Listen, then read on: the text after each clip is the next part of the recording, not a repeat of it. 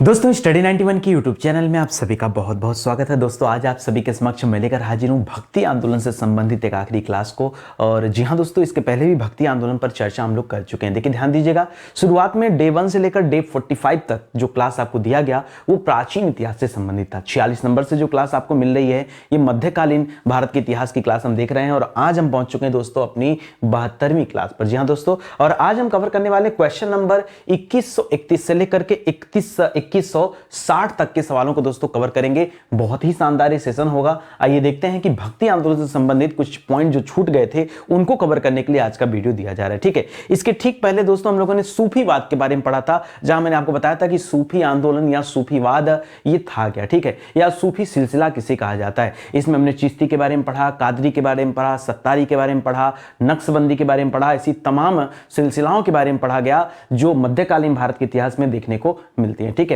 और आज हम लोग पहुंच चुके हैं दोस्तों भक्ति काल के बारे में। आज ही भक्ति काल का यहां पर समापन होगा इस वीडियो में, और आगे फिर एक नए टॉपिक के साथ हम इतिहास को शुरू करेंगे। ठीक है, तो चलिए देखते हैं कि आपकी तैयारी कितने अच्छे लेवल पर हो पाई है। ध्यान दीजिएगा, स्टडी 91 के प्लेटफॉर्म से अलग अलग विषय के लिए फाउंडेशन बैच लॉन्च किए गए हैं। ये फाउंडेशन बैच ना आपके लिए बहुत बेहतरीन होंगे, क्योंकि जीरो लेवल से लेकर एडवांस लेवल की बेहतरीन तैयारी दोस्तों आप इसके माध्यम से कर सकते हैं। ये हमारा हेल्पलाइन नंबर है, कॉल करके आप संपर्क कर सकते हैं। और अब तो किताबें भी आ चुकी हैं स्टडी 91 की, तो किताबों के माध्यम से और ये छोटे छोटे जो बैच बनाए जा रहे हैं इनके माध्यम से आप अपनी स्थिति को और मजबूत कर सकते हैं, विषय पर अपनी बेहतरीन पकड़ बना सकते हैं। चलिए शुरू करते हैं, बहुत ध्यान से पढ़िएगा।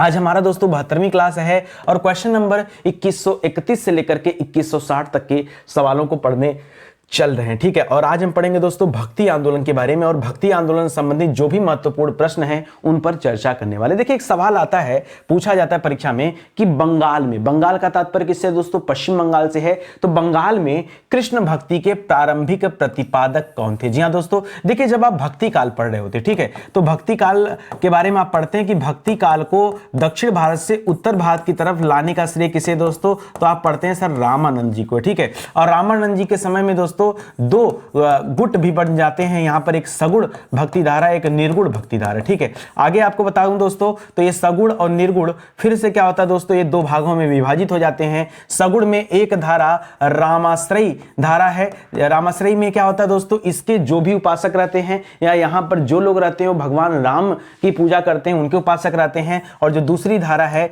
वो भगवान श्री कृष्ण से संबंधित है, तो श्री कृष्णाश्रयी धारा है, इसको याद रखेगा। ठीक है, तो यहां से सवाल पूछा जा रहा है कि कृष्ण भक्ति के उपासक थे, यहां राम भक्ति के नहीं, यहां सगुण में कृष्ण भक्ति की बात पूछ रहा था। उसी तरह से जब आप निर्गुण पढ़ते हैं दोस्तों, तो निर्गुण में भी दोस्तों क्या है, एक ज्ञानाश्रयी शाखा है, क्या है, ज्ञानाश्रयी शाखा है, और एक प्रेमाश्रयी शाखा है। ठीक है, ज्ञानाश्रयी और प्रेमाश्रयी ये दो तरह की शाखाएं मिलती हैं, तो इनको भी जरा ध्यान रखिएगा। खैर ये तो अलग सवाल हो गया। अभी जो आपसे पूछ रहा है कि बंगाल में कृष्ण भक्ति के प्रारंभिक प्रतिपादक कौन थे, तो दो लोग थे दोस्तों यहां पर। अब मुझे जगह थोड़ा सा नहीं मिल रहा, तो यहां पर मैं लिख देना, एक नंबर पर लिखेगा विद्यापति ठाकुर जी। कौन थे दोस्तों, विद्यापति। ठीक है, एक नाम याद रखें दोस्तों, सीधे सीधे विद्यापति ठाकुर, पूरा नाम लिख लीजिए विद्यापति ठाकुर जी। ठीक है, और दूसरा नाम लिखेगा यहां पर चंडीदास। क्या लिखेगा, चंडीदास। ठीक है, ये दो ऐसे व्यक्ति थे जिन्होंने बंगाल में कृष्ण भक्ति का प्रचार प्रसार किया, ताकि लोग ज्यादा से ज्यादा कृष्ण भक्ति से जुड़ सके। और यहां पर जो दूसरा वाला नाम है चंडीदास, ये बहुत इंपॉर्टेंट कैरेक्टर है, तो मैं यहां पर थोड़ा सा और एक्सप्लेन करना चाहूंगा जगह ना होने की वजह से। चंडीदास को दोस्तों, चंडीदास को याद रखेगा बंगाली भाषा। जी हाँ दोस्तों, बंगाली भाषा, बंगाली जो बंगाल में बोली जाने वाली भाषा है, बंगाली भाषा के प्रचार प्रसार हेतु दोस्तों उन्हें जाना जाता है। यानी बंगाली भाषा का सर्वाधिक प्रचार प्रसार ये किसने किया है, या बंगाली भाषा को लोकप्रिय बनाने का श्रेय किसे दिया जाता है, तो यही चंडीदास हैं। याद रखेगा, इनसे दो सवाल हो जाएगा। ठीक है, समझ में आ रहा है अच्छे से ना। देखिए एक एक पॉइंट समझते चलिए, जो पीछे के पॉइंट छूटे हैं ना, हम उन्हीं टॉपिक पर दोस्तों चर्चा करें। क्लास हमारी भक्ति काल से ही संबंधित चल रही है। अगला लिख रहा है चैतन्य महाप्रभु। मुझे पता है पश्चिम बंगाल का जब भी नाम आता है तो चैतन्य महाप्रभु का नाम आना तो तय है। क्यों, ये चैतन्य महाप्रभु, पहला सवाल पूछ रहा दोस्तों, किस संप्रदाय से जुड़े थे। याद रखेगा पहला जो इंपॉर्टेंट सवाल है, ये कहां के रहने वाले थे दोस्तों, तो पश्चिम बंगाल के रहने वाले थे। इनका जन्म दोस्तों पश्चिम बंगाल के नदिया में हुआ था। कहां हुआ था दोस्तों, नदिया, जगह का नाम है, नदिया में दोस्तों इनका जन्म हुआ था। अभी आपसे पूछ रहा है कि चैतन्य महाप्रभु एक किस संप्रदाय से जुड़े हुए थे, उस संप्रदाय का नाम बताना, तो याद रखिएगा ये गौड़ीय संप्रदाय से जुड़े थे। किससे दोस्तों, ये गौड़ीय गौड़ीय संप्रदाय से जुड़े थे, तो इसको भी याद रखिएगा, सवाल ये भी पूछा जाता है। अगला सवाल एक इंपॉर्टेंट आता है कि चैतन्य महाप्रभु ने किस संघ की स्थापना की। मैं बताऊं ना, जब डिफिकल्ट सवालों की बात करें, मैं आपसे कह रहा हूं कि आपको इस सवाल का उत्तर नहीं पता। ऊपर के 2 प्रश्नों का उत्तर तो हो सकता है पता हो, लेकिन इस तीसरे प्रश्न का उत्तर आपको नहीं पता। जान जाइए दोस्तों, चैतन्य महाप्रभु ने गोसाई संघ की स्थापना की। किसकी दोस्तों? याद रखिएगा, गोसाई संघ की। किसकी स्थापना की? गोसाई संघ की स्थापना की थी। किसने? चैतन्य महाप्रभु ने। इनको याद रखिएगा, ठीक है। अच्छा, चैतन्य महाप्रभु किसके उपासक थे? अगर सवाल आ जाए तो क्या बताएंगे? याद रखिएगा, रहने वाले थे पश्चिम बंगाल में, और पश्चिम बंगाल के पास में एक धाम हमारा है, जगन्नाथ धाम, ठीक है। तो याद रखिएगा, पुरी में जगन्नाथ धाम है, तो याद रखिएगा भगवान जगन्नाथ के उपासक थे। किसके उपासक थे? भगवान जगन्नाथ के उपासक थे। जैसे सवाल पूछता है इस तरह का ना, परीक्षा में आता है, तो इन चीजों को भी आप ध्यान में रखिएगा। समझ में आ रहा है अच्छे से ना? कहीं कोई डाउट नहीं ना? चलो आ जाओ, आगे बढ़ते हैं, अगला सवाल देखते हैं। अगला लिख रहा, वल्लभाचार्य ने किसकी स्थापना की? भाई वल्लभाचार्य के बारे में तो मुझे लगता है कि अब एक बच्चा जान चुका होगा। वल्लभाचार्य मैंने बताया था, वल्लभ, याद रखिएगा, सरदार वल्लभ भाई पटेल, और उन्होंने शुद्ध काम किया था, तो इससे याद रखेंगे आपको शुद्धाद्वैत। क्या याद रखेंगे दोस्तों? शुद्धाद्वैत याद रखेंगे। तो शुद्धाद्वैत का प्रतिपादक किसे कहा जाता है? तो ये वल्लभाचार्य को कहा जाता है। और वल्लभाचार्य ने किसकी स्थापना की? अगर सवाल ये पूछे तो बताएगा दोस्तों, वल्लभाचार्य ने पुष्टि मार्ग की स्थापना की थी। किसकी स्थापना की थी? पुष्टि मार्ग की स्थापना की थी। आगे चल के इन्हीं वल्लभाचार्य के पुत्र थे विट्ठलनाथ जी। तो वल्लभाचार्य के 4 शिष्य, विट्ठलनाथ के 4 शिष्य, ठीक है। याद रखेगा, वल्लभाचार्य के 4 शिष्य प्लस विट्ठलनाथ के 4 शिष्य, विट्ठल नाथ के 4 शिष्य को मिलाकर दोस्तों अष्टछाप कवियों का बनाया गया, चुने गए, ठीक है। अष्टछाप कवि, जिसमें कौन कौन दोस्तों? जिसमें छीत स्वामी हैं, नंददास हैं, चतुर्भुज दास हैं, सूरदास हैं, कुंभन दास हैं। ये लोग क्या हैं दोस्तों? ये अष्टछाप के कवि कहे जाते हैं। ये भी मोस्ट इंपॉर्टेंट है, इनको भी याद रखिएगा, ठीक है। जो सूरदास थे, ये वल्लभाचार्य के ही शिष्य थे। सूरदास किसके शिष्य थे? याद रखिएगा, वल्लभाचार्य के ही शिष्य कौन थे? अष्टछाप के कवि थे सूरदास जी। जी हाँ दोस्तों, सूरदास जी ये उन्हीं के थे। आगे चल के सूरदास ने साहित्य लहरी वगैरह की रचना किया है, ठीक है। इसको याद रखिएगा। लिख रहा, प्रसिद्ध भक्ति रस कवयित्री मीराबाई। मीराबाई के बारे में बात कर रहा दोस्तों, और पूछ रहा है कि मीराबाई ये किसकी पत्नी थी?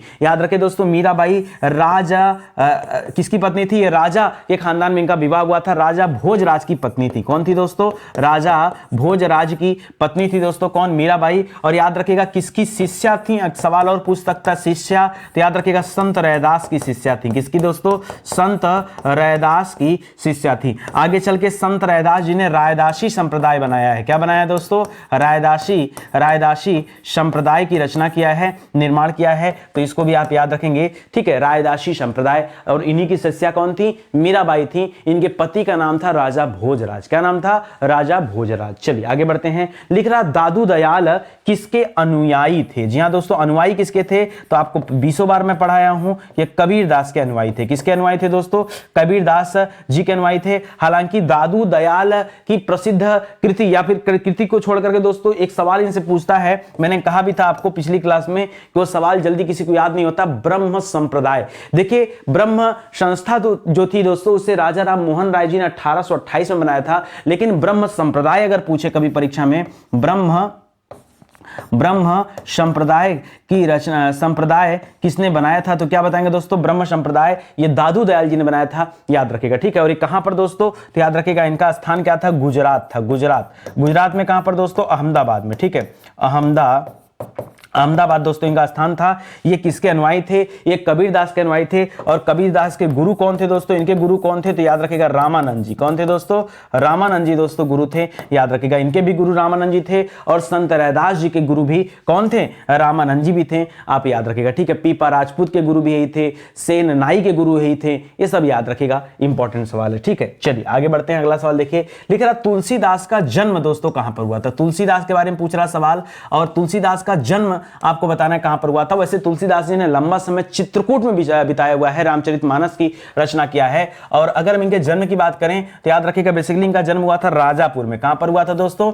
इनका जन्म हुआ था राजापुर में। राजापुर कहां पड़ता है दोस्तों? राजापुर पड़ता है बांदा में, और बांदा कहां पड़ता है? बांदा पड़ता है यूपी में, ठीक है। तो उत्तर प्रदेश के बांदा जिले में राजापुर एक गांव पड़ता है दोस्तों, वहां पर इनका जन्म हुआ था। और कहा जाता है कि तुलसीदास किसके समकालीन थे? ये अकबर के समकालीन थे। किसके समकालीन थे? ये अकबर के समकालीन थे, ठीक है, समकालीन थे। पीछे हम लोग पढ़ रहे थे ना कबीरदास के बारे में, वो भी सवाल आता है कि कबीरदास किसके समकालीन थे, तो क्या याद करेंगे? सिकंदर लोदी के समकालीन थे। किसके? सिकंदर लोदी के समकालीन थे, वो सवाल भी आप याद रखेगा। और यहां पर अकबर के समकालीन थे, हालांकि कभी अकबर के दरबार में उपस्थित नहीं हुए, ये अकबर की कमी थी, अकबर इनसे मिलने नहीं गया, मिल गया होता तो धन्य हो गया होता, है कि नहीं? तो याद रखेगा। आगे चल के तुलसीदास जी ने किसकी रचना किया है? रामचरितमानस की। जी हां दोस्तों, रामचरित मानस की रचना किया है तुलसीदास जी ने, इसको याद रखेगा। हालांकि बहुत सारी इनकी रचनाएं है, जैसे रामचरित मानस है, गीतावली है, श्री कृष्ण गीतावली है, कवितावली है, इसके अलावा वैराग्य संदीपनी है, हनुमान बाहुक है, रामाज्ञा प्रश्नावली है, ठीक है। ये सब इनकी प्रसिद्ध कृतियों में से एक है, इसको भी आप याद रखेंगे, ठीक है। आगे पढ़िए। लिख रहा है कि सूरसागर की रचना किस भाषा में की गई? केवल भाषा बताना मुझे पता है, आप आराम से बता देंगे कि सूरसागर की रचना किसने किया दोस्तों?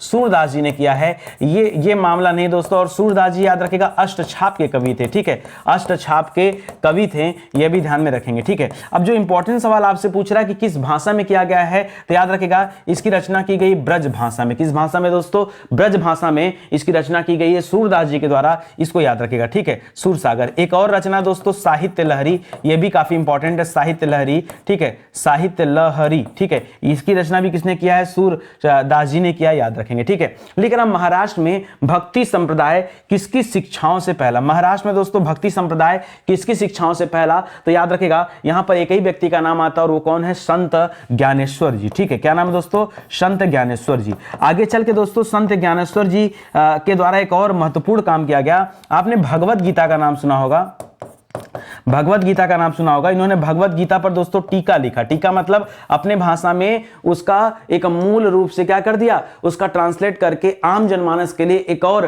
जो है गीता तैयार किया, जिसका नाम क्या था दोस्तों? जिसका नाम था भावार्थ गीता। क्या नाम था दोस्तों? भावार्थ गीता, ठीक है। तो याद रखेंगे दोस्तों भगवत गीता पर टीका लिखा है भावार्थ गीता के नाम से, ठीक है। तो उसे भी याद रखेगा। किसने लिखा है? संत ज्ञानेश्वर जी ने, जिन्होंने महाराष्ट्र में क्या किया था? भक्ति आंदोलन की शुरुआत किया था, या फिर भक्ति से जुड़ने के लिए क्या किया था? प्रचार प्रसार किया था, लोगों को जोड़ा था। इसको भी आप याद रखेगा, संत ज्ञानेश्वर जी का नाम, ठीक है। वैसे महाराष्ट्र की धरती से कई ऐसे महापुरुषों का नाम आता है। एक और सवाल आता है परीक्षा में कि बारकरी संप्रदाय की स्थापना किसने की? कौन सी है? बारकरी। और कभी कभी परीक्षा में दोस्तों बरकरी लिख देता है। क्या लिख देता है? बरकरी संप्रदाय, ठीक है। तो परेशान मत होएगा, चाहे बारकरी पूछे चाहे बरकरी पूछे, अगर पूछ रहा दोस्तों इस संप्रदाय की स्थापना किसने की, तो याद रखेगा ये इस संप्रदाय का स्थापना किया था संत तुकाराम जी ने। किसने किया था? संत तुकाराम जी ने किया था। ये भी दोस्तों महाराष्ट्र की धरती से ही बिलोंग करते थे। और एक सवाल इनसे आता है कि ये किसके समकालीन थे, तो याद रखें दोस्तों ये जहांगीर के समकालीन थे। किसके थे?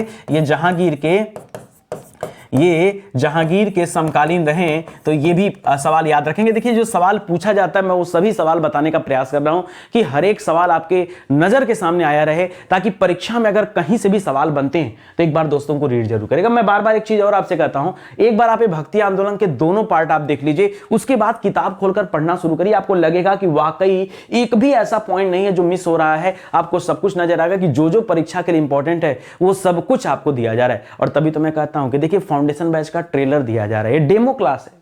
अगर आप चाहते हैं कि भक्ति आंदोलन सब विस्तार में चर्चा किया जाए, एक एक चीजें बताई जाए, तो उसके लिए दोस्तों आप फाउंडेशन बैच में आ जाइए। वहां पर विस्तार से हम लोग चर्चाएं कर रहे हैं ताकि आपको और ज्यादा मजा आए, ठीक है, और ज्यादा कॉन्सेप्ट आपका क्लियर हो और ज्यादा बढ़िया तरीके से आप चीजों को याद कर पाए। एक सवाल देता है दोस्तों, शिवाजी के आध्यात्मिक गुरु कौन थे? ठीक है, वैसे शिवाजी तो अपने दादा को ही अपना गुरु मानते थे, लेकिन फिर भी शिवाजी के आध्यात्मिक गुरु कौन थे, इनका नाम क्या था, ये आपको बताना। तो याद रखेगा वैसे शिवाजी के दो गुरु का उल्लेख मिलता है। मैंने कहा ना, ये गुरु किसे मानते थे दोस्तों? ये अपने दादाजी को भी गुरु मानते थे, ठीक है, दादाजी को भी गुरु मानते थे। और दादाजी का नाम क्या था? दादाजी का नाम था कोणदेव। क्या नाम था दोस्तों? कोणदेव। तो दोस्तों ये कोणदेव को भी गुरु मानते थे, ठीक है। दादाजी का नाम था कोणदेव, ये कोणदेव को भी गुरु मानते थे। और इनके आध्यात्मिक गुरु कौन थे दोस्तों? तो अगर सवाल ये आ रहा है तो आप लिखिएगा सीधे, कभी लिखिए अगर आध्यात्मिक गुरु तभी जवाब दीजिएगा। इनके आध्यात्मिक गुरु का नाम था दोस्तों रामदास। क्या नाम था? शिवाजी का आध्यात्मिक गुरु का नाम क्या था?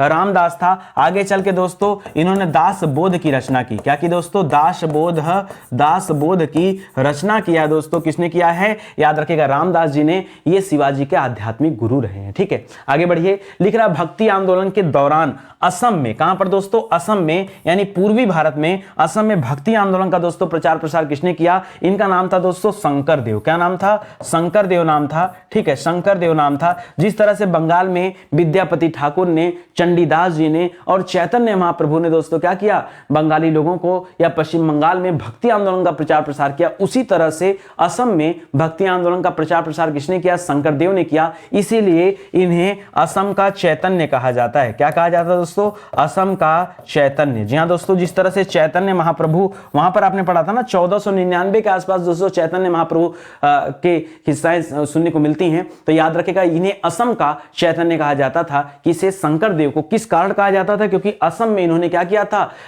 भक्ति आंदोलन का प्रचार प्रसार किया था। नरसिंह मेहता दोस्तों ये कहां के प्रमुख संत थे? तो याद रखिएगा नरसिंह मेहता ये गुजरात के प्रमुख संत थे। मोस्ट इंपॉर्टेंट सवाल है। और आपको पता होगा दोस्तों नरसिंह मेहता जो संत हैं, इनकी कही गई लाइन है दोस्तों, वैष्णव जन तो कहियो, वैष्णव जन तो कहियो। ठीक है, याद रखेगा ये दोस्तों जो लाइन है ना, ये महात्मा गांधी को बड़ी प्रिय थी। ठीक है, महात्मा गांधी का प्रिय भजन था। महात्मा गांधी जी का प्रिय भजन था। क्या था दोस्तों? प्रिय भजन था। और सवाल ये भी आता है कि महात्मा गांधी जी का जो प्रिय भजन था वो क्या था? तो याद रखिएगा वैष्णव जन तो कहिए। या पूछता है कि इस भजन के रचनाकार कौन है, तब क्या बताएंगे? नरसिंह मेहता है। और नरसिंह मेहता कहां के संत थे? जाहिर सी बात है गांधी जी भी गुजरात के थे और नरसिंह मेहता भी गुजरात के थे। ये सवाल भी आपको याद रखना है। ठीक है, स्किप नहीं होना चाहिए, ध्यान दीजिएगा। लेकिन कर्नाटक में भक्ति आंदोलन की शुरुआत दोस्तों किन्होंने किया? देखिए कर्नाटक के साथ साथ दोस्तों हम एक बार नोट कर लेते हैं ताकि आप चीजों को भूल ना पाओ। अगर हम पश्चिम बंगाल की बातें करें तो पश्चिम बंगाल में कुल 3 लोगों का नाम पढ़ा हम लोगों ने। एक पढ़ा विद्यापति ठाकुर के बारे में, विद्यापति ठाकुर के बारे में। ठीक है, प्लस पढ़ा दोस्तों चंडीदास के बारे में। किसके बारे में पढ़ा? चंडीदास के बारे में। प्लस किसके बारे में पढ़ा? इसके अलावा पढ़ा चैतन्य महाप्रभु के बारे में, चैतन्य महाप्रभु के बारे में। ठीक है, महाप्रभु के बारे में।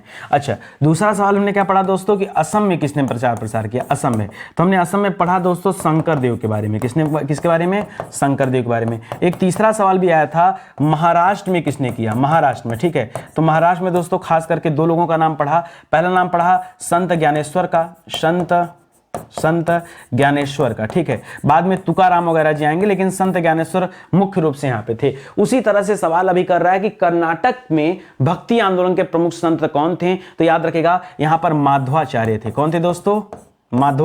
माधवाचार्य। जी हाँ दोस्तों, माधवाचार्य जी, ये कर्नाटक में भक्ति आंदोलन का प्रचार प्रसार करने का श्रेय किसे जाता है? माधवाचार्य जी को जाता है। यह भी आप याद रखेंगे। ठीक है, और माधवाचार्य ने क्या बनाया था? याद रखेगा, बताइए, सोच समझ के बताइए। माधवाचार्य ने क्या बनाया था? द्वैतवाद। क्या दिया था? द्वैतवाद का सिद्धांत। सोचिए, समझिए, दिमाग पर जोर डालिए, तब आपको याद हो जाएगा। ठीक है, लिख रहा दोस्तों जाति पाति पूछे नहीं कोई, हरि का भजय सो हरि का होई। ये पंक्तियां किसकी है? ठीक है, कि जाति पाति पूछने की कोई जरूरत नहीं है, जाति पाति पूछे न कोई। ठीक है, जाति पाति की कोई आवश्यकता नहीं है। हरि का भजय सो हरि का हुई। जो भी हरि का, जो भी भगवान का भजन करता है वो भगवान का हो जाता है। और मैंने आपको एक लाइन और बताया था कि दोस्तों इनके अलग अलग कैटेगरी के शिष्य थे। जैसे कोई जुलाहा था, जैसे उसमें कबीरदास जी की बात कर लें, कोई मोची था जिसमें हम रैदास जी की बात कर लें, कोई राजपूत था जिसमें हम पीपा की बात कर लें, कोई नाई था जिसमें हम सेन की बात कर लें। तो अलग अलग तरह के लोगों को इन्होंने अपना शिष्य बनाया था।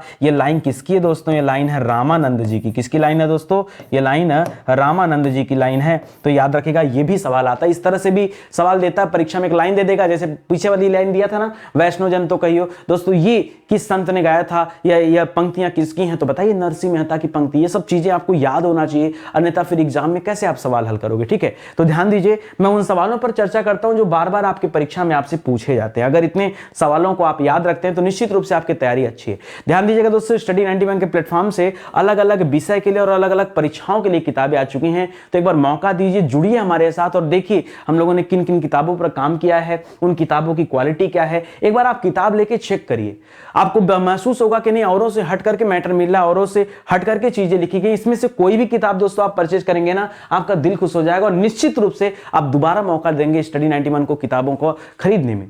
आप एक बार लीजिए, ये आप विश्वास के नाते लीजिए, ठीक है। हमारा हेल्पलाइन नंबर है, कहीं कोई दिक्कत हो रही तो आप संपर्क कर सकते हैं। ऑनलाइन ये किताबें अवेलेबल हैं, ऑफलाइन मार्केट में भी किताबें अवेलेबल है, वहां से भी जाकर ले सकते हैं, ठीक है। चलिए अगला सवाल देखिए, लिख रहा बंगाल और उड़ीसा में वैष्णववाद, जी हाँ दोस्तों, वैष्णववाद को लोकप्रिय बनाने का श्रेय किसे जाता है? कहां कहां पर बंगाल उड़ीसा में? तो दोस्तों बताया तो था आपको कि यहां लिख दें उत्तर, ठीक है। यहां पर दोस्तों चैतन्य महाप्रभु का नाम आता है। किसका नाम आता है? चैतन्य महाप्रभु का नाम आता है।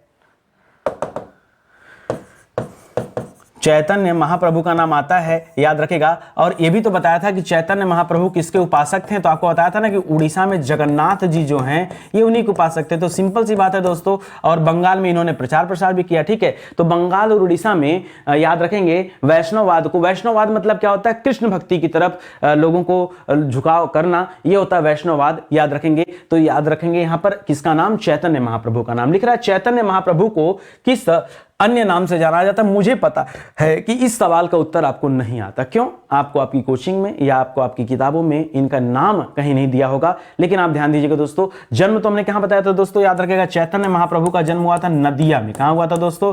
नदिया एक स्थान का नाम है जो कहां पड़ता है दोस्तों? जो है आपके पश्चिम बंगाल में। यहां पर दोस्तों इनका जन्म हुआ था। हालांकि ये किस संप्रदाय से जुड़े हुए थे दोस्तों? तो उस संप्रदाय का नाम भी मैंने आपको बताया था, गौड़ीय संप्रदाय से जुड़े हुए थे। गौड़ी। इन्होंने किसकी स्थापना किया था दोस्तों? स्थापना वो भी आपको याद होगा कि गोसाई संघ की स्थापना किया था। किसकी स्थापना किया था? गोसाई संघ की स्थापना किया था। लेकिन इनका दूसरा नाम क्या है ये शायद कम बच्चे जानते हो। इनका नाम था दोस्तों गौरांग प्रभु। क्या था दोस्तों? गौरांग प्रभु। जी हाँ दोस्तों, चैतन्य महाप्रभु का ही अन्य नाम क्या मिलता है? गौरांग प्रभु मिलता है। तो इसको भी आप याद रखेंगे, गलती मत कीजिएगा। मोस्ट इंपॉर्टेंट सवाल है, लोग नहीं जानते लेकिन आप जानिए। आप स्टडी 91 से जुड़े हैं इसलिए आप जानिए, ठीक है। लिख रहा आलसियों का मूल मंत्र। जो व्यक्ति आलसी होता है, जैसे आलसी, हमारे यहाँ एक कहावत है, ठीक है, कि आलसी गिरा इनारे में और कहा रहने दो यार हम यहीं ठीक है, ठीक है। एक आलसी व्यक्ति था, वो कुएं में गिर गया। अब उसको कष्ट इस बात को हो रहा था कि बड़ा रसरी उसरी पकड़ के या ईंट पर चढ़ के निकलना पड़ेगा। तो सोचा कुएं में गिर गए, यहीं सही हम, ठीक है, खाना वाना दे दो, यहीं हम पड़े रहें। इतना ज्यादा आलसी व्यक्ति। जी हाँ, तो याद रखेगा आलसियों का मूल मंत्र है कि अजगर करे न चाकरी, पंछी करे न काम, ठीक है। ये दोस्तों किसकी उक्ति है? तो याद रखेगा इस पंक्ति के रचयिता कौन है? याद रखेगा संत मलुकदास जी हैं। कौन है दोस्तों? संत मलुकदास की लाइन है दोस्तों। मलुकदास की लाइन है, अजगर करे न चाकरी, पंछी करे न काम, ठीक है। तो ये मोस्ट इंपॉर्टेंट, ये भी, इसको भी आप ध्यान रखिएगा, ठीक है। चलिए, ऐसे लाइन भी पूछता रहता है परीक्षा में, तो ध्यान रखेंगे। लिख रहा भक्ति को दार्शनिक आधार। जी हाँ दोस्तों, यहां से अच्छा सवाल कर दिया, थोड़ा टेक्निकल सवाल दे रहा है। लिख रहा है कि भक्ति को दार्शनिक आधार प्रदान करने वाले ये पहले आचार्य कौन थे जिन्होंने दार्शनिक आधार प्रदान किया? तो याद रखें दोस्तों, सबसे पहले अगर भक्ति की बात करें तो भक्ति आंदोलन की शुरुआत में के लिए हम जाने जाते हैं शंकराचार्य को। जी है, जिनका जन्म दोस्तों केरल में हुआ था और अद्वैतवाद का प्रतिपादन उन्होंने किया था। बाद में अद्वैतवाद के खिलाफ जाकर के विशिष्टाद्वैत की बात किया किसने? रामानुजाचार्य ने, और उन्होंने दार्शनिक आधार दिया। तो याद रखिएगा यहां पर नाम किसका आता है दोस्तों? रामानुजाचार्य जी का। रामानुजाचार्य जी का नाम आता है। और इन्होंने याद रखेगा विशिष्टाद्वैत, ठीक है, विशिष्टाद्वैत का प्रतिपादक इन्हें कहा जाता है। यह सवाल भी आप याद रखेंगे, ठीक है। लिख रहा ब्रह्म सत्य है और जगत मिथ्या है। ब्रह्म सत्य है और जगत मिथ्या है, यह किसकी उक्ति है दोस्तों? उक्ति मतलब यह किसकी लाइन है? तो दोस्तों ये लाइन है शंकराचार्य जी की। किसकी लाइन है? यह शंकराचार्य जी की लाइन है। और आपने पढ़ा कि शंकराचार्य किसके प्रतिपादक थे? याद रखेगा अद्वैतवाद के। किसके दोस्तों? अद्वैतवाद के दोस्तों प्रतिपादक थे। और इनका जन्म कहां पर हुआ था? केरल में इनका जन्म हुआ था, ठीक है। लिख रहा प्रच्छन्न बौद्ध की संज्ञा किसे दी जाती है? मोस्ट इंपॉर्टेंट, फिर से एक ऐसा सवाल जो आपको नहीं आता है। जैसे गौरांग महाप्रभु वाला सवाल आपको नहीं आता था कि गौरांग महाप्रभु किसे कहा जाता है, वो चैतन्य महाप्रभु को ही कहा जाता है। उसी तरह से आपको नहीं पता कि प्रच्छन्न बौद्ध की संज्ञा किसे दी जाती, नहीं पता। मुझे पता, आप कहोगे कि लीली जी यहां पर शंकराचार्य की बात हो रही है, लेकिन ऐसा नहीं है, ठीक है। आप बताइए, आप जोड़कर मत याद करिए, आप तुक्का मत मारिए। तुक्का में कर देंगे सर शंकराचार्य उत्तर है, कोई बच्चा कहेगा रामानुजाचार्य है, कोई कहेगा नहीं बल्लभाचार्य है, कोई किसी और का नाम। आप सच में बताओ, तुक्का मत मारो। आप ये बताओ, आपको पता है कि नहीं पता है? ठीक है, ईमानदारी से। प्रच्छन्न बौद्ध की संज्ञा किसे दी जाती है? तुक्का में नहीं मानना है, ईमानदारी से बताना है। चलिए मैं आपको बता देता हूं दोस्तों, याद रखिएगा, शंकराचार्य को ही कहा जाता था। जी हां दोस्तों, शंकराचार्य को ही कहा जाता था। देखिए रटने वाली बात नहीं है, पहले तो पता होना चाहिए ना। ऐसा नहीं कि ऊपर वाला उत्तर यही था तो नीचे वाला भी उत्तर ही होगा। कुछ बच्चे ऐसे चलते रहते हैं, बता देते हैं, गलत है तरीका। प्रच्छन्न बौद्ध किसे कहा जाता था? शंकराचार्य जी को कहा जाता था, और ये आपको याद रखना पड़ेगा। ठीक है, अगला सवाल देखिए, रामानुजाचार्य को किस कट्टर शैव मतावलंबी, ये दोस्तों कट्टर थे और शैव मतावलंबी थे। शैव मतलब ये शैव धर्म को मानते थे। किसे मानते थे? दो धर्म चला करते थे, एक वैष्णव धर्म, जो भगवान विष्णु के उपासक थे वैष्णव कहलाते थे, जो भगवान शिव के उपासक थे वो शैव कहलाते थे। तो लिख रहा है कि कट्टर शैव मतावलंबी चोल शासक की धमकी। अच्छा पूछा क्या है? अच्छा किस, मतलब कौन से चोल शासक ने धमकी दिया था जिसके कारण रामानुजाचार्य को वो अपना स्थान छोड़ करके त्रिचिन्नापल्ली छोड़ करके कहां चले गए दोस्तों? मैसूर चले गए। कौन चला गया दोस्तों? रामानुजाचार्य।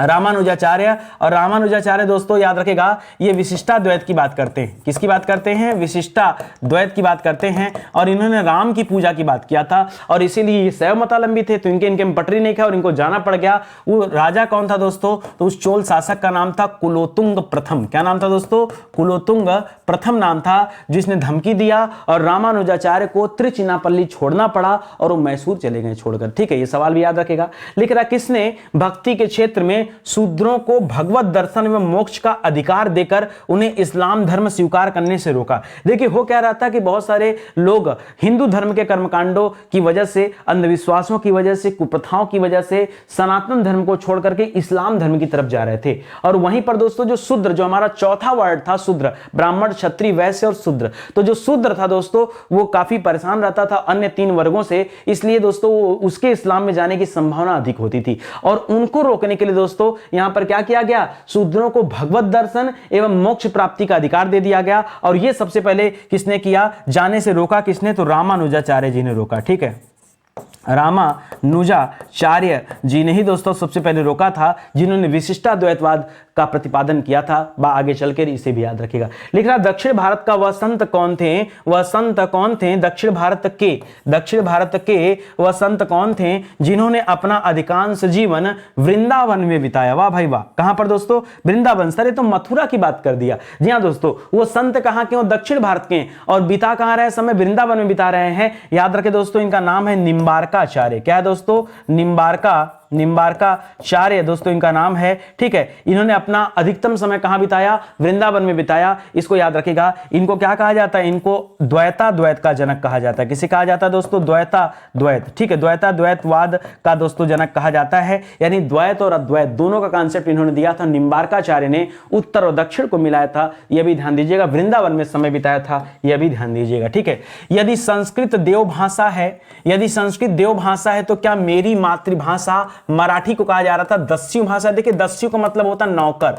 दस्यु किसे कहते हैं दोस्तों? नौकर। ठीक है, तो क्या हमारी मातृभाषा मराठी दस्यु है? दोस्तों यह किसकी उक्ति है? तो याद रखेगा यह संत तुकाराम जी ने कहा था। किसने कहा था? यह संत तुकाराम। पीछे दोस्तों आपने मलुकदास के बारे में पढ़ा। मलुकदास ने कहा अजगर करे न चाकरी, पंछी करे न काम। ठीक है, इसके पहले संत ज्ञानेश्वर के बारे में पढ़ा, जिन्होंने महाराष्ट्र में भक्ति आंदोलन का प्रचार प्रसार किया। याद होगा आपको, उन्होंने भगवत गीता पर क्या लिखा था? भावार्थ गीता नाम से एक टीका भी लिखा था। यहां उत्तर क्या होगा? सॉरी यहां उत्तर होगा संत एकनाथ। ठीक है, थोड़ा सा इसको करेक्ट कर लीजिए, तुकाराम नहीं दोस्तों, यहां एकनाथ कहा था। ठीक है, अच्छा कैसे याद आ गया मुझे? तो याद रखिएगा एकनाथ ने कहा था क्या मेरी भाषा, क्या उसमें थोड़ा सा अहंकार वाली बात है कि अगर संस्कृत देव भाषा तो क्या मेरी भाषा क्या है? यहां पर दस्यु भाषा है, नौकर है संस्कृत की। दोस्तों इस तरह का भाव दोस्तों संत एकराम ने दिया था, तुकाराम ने। थोड़ा सा गलती हो गई यहां पर, तो एकराम करिएगा। ठीक है, एकनाथ। ठीक है, महाराष्ट्र में भक्ति संप्रदाय किसकी शिक्षाओं द्वारा फैला था? ये तो दोस्तों हम पढ़ ही चुके हैं।